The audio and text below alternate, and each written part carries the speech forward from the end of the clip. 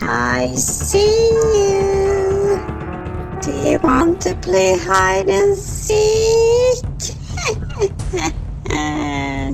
Kung narinig mo na ang mga salitang yun, alam mo na agad kung sino ang tinutukoy. Hindi mo pa man siya nakikita, alam mo na kung sino ang paparating. Dahil sa sandaling marinig mo ang boses niya, ramdam mo na agad ang kaba. Where are Ito you? ang kwento ni Granny, isa sa mga nilalang na minsang nagpahinto sa tibok ng puso ng maraming manlalaro. Nagsimula ang lahat noong inilabas ni D.V. Loper ang larong Granny. Nagising ka sa loob ng isang lumang bahay. Wala kang maalala kung paano ka napunta roon. Ang tanging gabay mo lamang ay isang sulat na may malinaw na babala. May 5 araw ka para makaalis at kailangan mong manatiling tahimik dahil may isang nilalang na makakarinig sa bawat galaw mo. Habang gumagalaw ka sa bahay, mapapansin mong hindi ito basta lumang tahanan. Puno ito ng mga bitag. May mga sahig na babagsak. May mga bell trap na tutunog sa maling hakbang. At sa sandaling makakawa ka ng ingay, makikita mo siya sa unang pagkakataon. Si Granny. Hindi siya tumatakbo. Hindi rin siya nagmamadali. Parang sigurado siyang kahit anong gawin mo, babalik ka rin sa simula. Habang patuloy kang naghahanap ng paraan para makatakas, mapapansin mo ang mga bakas ng dugo sa bahay. May mga sulat na iniwan ng ibang tao. Mga liham na nagsasabing nasiraan sila ng sasakyan at bigla na lamang hinampas ni Granny sa ulo. Dito nagiging malinaw ang isang bagay. Hindi ikaw ang unang nabihag ng bahay na ito. At malamang hindi ka rin ang huli. Isa sa mga pinakamisteryosong bahagi ng laro ay ang attic.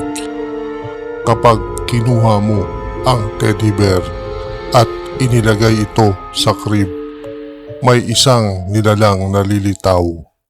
Si Slendrina. Hindi ito aksidente. Dito nagsimula ang mga teorya ng fans na konektado ang mundo ni Granny at Slendrina.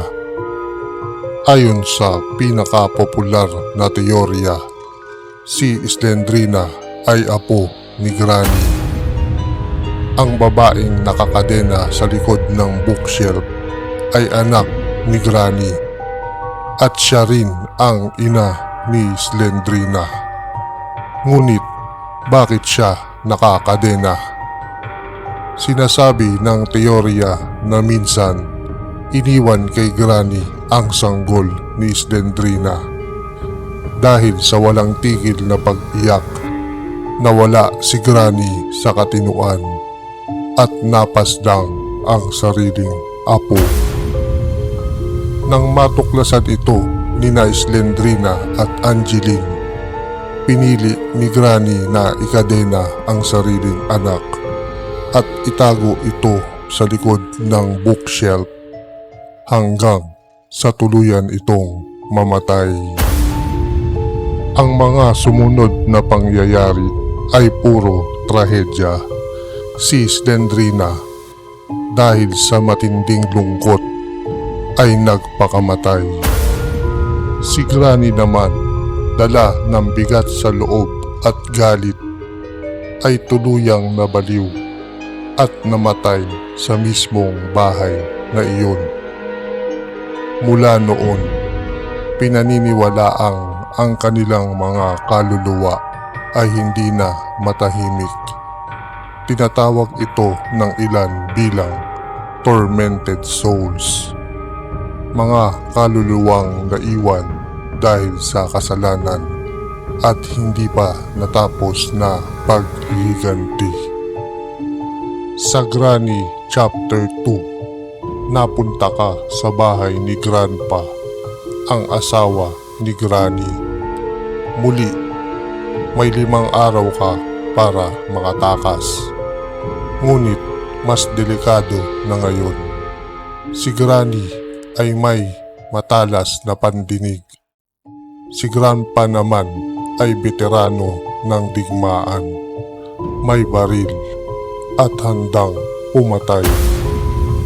Habang naglilibot ka, makakakita ka ng diary ni Slendrina na nagpapahiwatig na matagal na silang naninirahan sa mundong ito.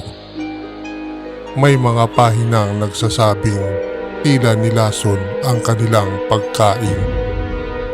Sa attic, makikita mo ang katawan ng asawa ni Slendrina na si Nosferatu na unti-unting naglalaho.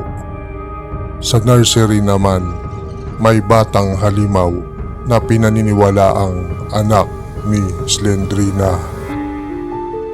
Sa ilalim ng bahay, may isang nilalang na tinatawag ng fans na Kraken. Pinaniniwalaang ang mga halimaw na ito ay mga nilikhang ginawang tagapagbantay ng daan palabas ng kanilang mundo. Hindi lang ito basta survival game. Isa itong piitan. Sa Granny Tree, mas lalong lumaki ang mundo. Hindi ka na basta nabihag. Ikaw ay binaril at ikinulong. Kasama na ngayon sina Granny, Grandpa, Slendrina, Spider-Mom at iba pang nilalang. Dito mo mapapansin na hindi na lang basta takot ang nararamdaman nila. Parang nasisiyahan na sila. Isa sa pinakamalakas na teorya ng fans ay ang ideya na sina Granny at Grandpa ay mga immortal o undead. Tinatablan sila ng bala pero hindi sila namamatay. May isa pang teorya na nagsasabing ang 5 araw ay hindi literal na panahon. Ito ay isang time loop. Paulit-ulit kang bumabalik sa parehong bangungot. At ang tanging paraan para makalaya ay ang makatakas. Marami ang naniniwala na ang bahay ni Granny ay isang uri ng purgatorio. Isang lugar kung saan nakakulong ang mga kaluluwang nagkasala. At para makalaya, kailangan nilang dumaan sa parehong hirap na dinanas ng kanilang mga biktima. Ang Granny ay hindi lang tungkol sa habulan. Hindi rin ito basta jump scare game. Ito ay kwento ng pamilya, kasalanan, at mga kaluluwang hindi matahimik. At sa bawat tunog na iyong nagagawa, isa lang ang malinaw, may nakikinig. Ako si Quarentito, at dito ang horror ay hindi lang nilalaro, ikinukwento, at hindi pa ito ang huli.